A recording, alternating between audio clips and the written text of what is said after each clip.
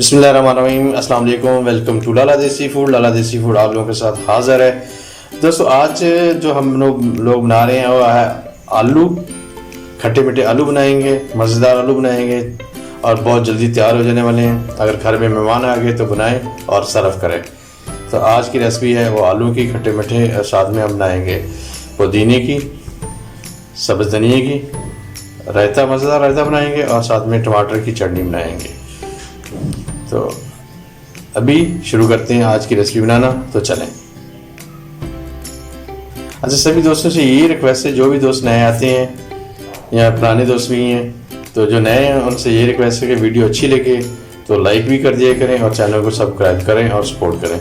जो दोस्त पुराने हैं उनसे भी यही रिक्वेस्ट है कि प्लीज़ जब विज़िट करते हैं तो वीडियो भी देखें और अच्छा सा कमेंट कर दिया करें और लाइक भी कर दिया करें। आपकी मोहब्बत होगी, बहुत बहुत शुक्रिया। तो चलिए आज की रेसिपी स्टार्ट करते हैं।